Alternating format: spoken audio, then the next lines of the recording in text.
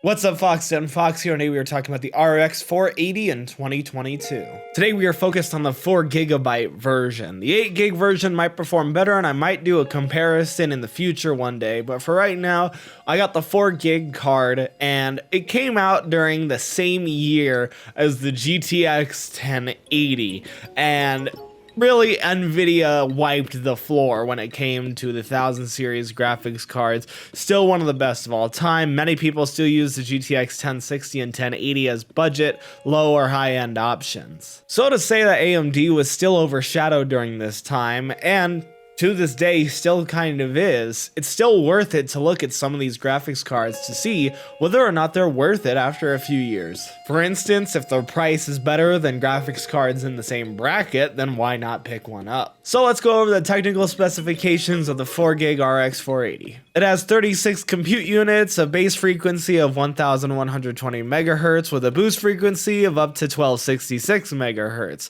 It has 110 watts of power and recommends a 500 watt power supply in order to run properly.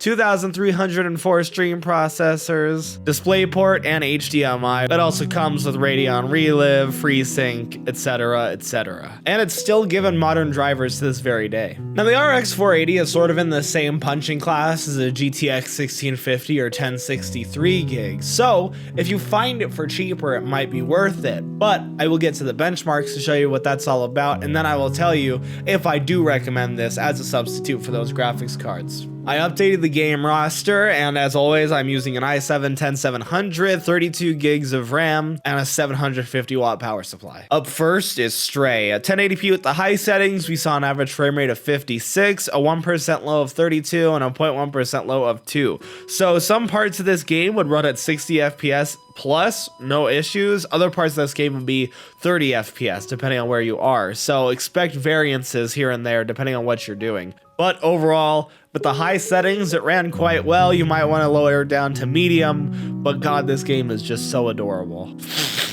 Also, yes, I am sick. Elden Ring is up next. At 1080p with the high settings, we saw an average frame rate of 42 FPS, a 1% low of 30, and a 0.1% low of 24. So if you wanted to get 60 FPS, it did hit 60 FPS sometimes, but when you were in battle situations, it was mainly in the 30s and 40s. I would recommend probably dropping the settings down to medium or low if you wanted to get 60 FPS, but that's all personal preference, and overall, this card ran very well. It's still a very good mid 40 FPS 1080p fighter. Halo Infinite up next, ran at 1080p with the medium settings with an average frame rate of 44 FPS, a 1% low of 31, and a 0.1% low of 18. So again, a very well-rounded experience in the mid 40s. Now you might want to take this down to low if you're really going for frame rate, or select the resolution scale slider and set it to a 60 FPS minimum. I wish they would optimize this game better because, good lord, it's already dying, boys. Up next is Call of Duty Warzone at 1080p with, for some reason, the recommended settings gave me some on low and some on high,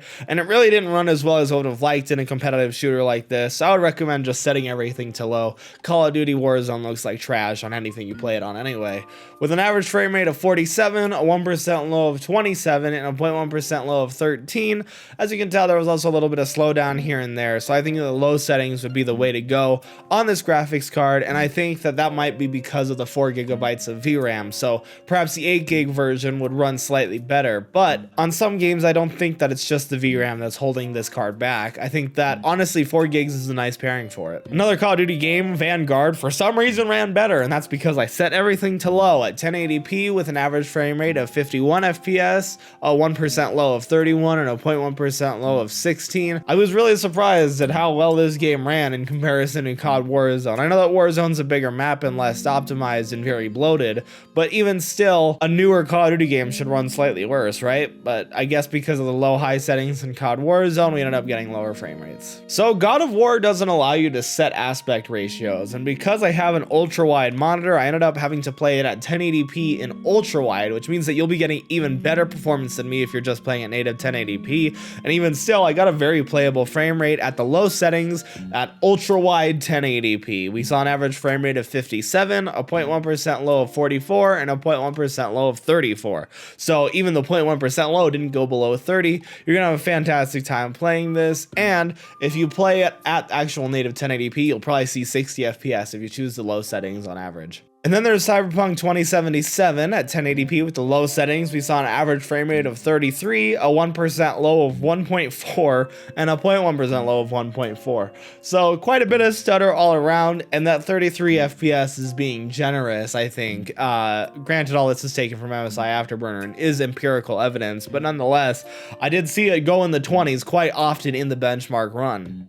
I don't get why Cyberpunk is still so hard to run almost 2 years after its release.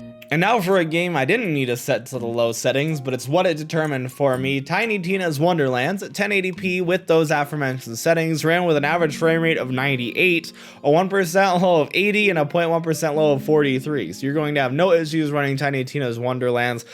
I think medium settings should be just fine, maybe even high settings, maybe a mix of medium and high should do fantastic and get over 60 FPS. You have no issues running this game, and I am always so glad that Borderlands, despite being a simple game, looks fantastic on low all the way up to ultra. And last but not least is a game called Digimon Survive, which I guess is like a Pokemon competitor for PC, but it's got like Rainamon in it, the furry bait character as the, I don't even know. We're just gonna get into the statistics, which it ran perfectly fine. And at 1080p with the high settings, I don't know, there was like shadow resolution set to high, everything else wasn't changeable. We saw an average frame rate of 142, a 1% low of 97, and a 0.1% low of 6. So I guess there was a stutter with that 0.1% low, but the entire time the game ran fine. We have no issues playing this game on an RX 480 or a potato for that matter. And those are all the benchmarks. So the RX 480 is still a fantastic 1080p mid-range card. So if you find it at a better price than a GTX 1060 or 1650, then I recommend going for it, because really the 1650 has 4 gigs of VRAM, might perform slightly better, but it's usually about the same. It'll run better than the 1063 gig. So if you find it at a better price than the 1063 gig, I think it's a no-brainer, even though it does consume more power. The 6 gig 1060 might be a little bit of an outclass for it, so if you find a 1060 for cheaper than a 480, I would recommend getting the 1066 gig, but otherwise, I think that this is still a fantastic card. If you find it at a reasonable enough price, you should have no issues playing your favorite games at 1080p on it, especially if you are a 60 FPS gamer. You might start to struggle a little bit, but low settings should help with that. I do recommend this card. I think it's a great card, and it's sadly overshadowed by the 1066 gig and the 1650. Thank you so much for watching this video. If you liked it, like, subscribe, do what you're usually doing as always. Buy yourself something nice.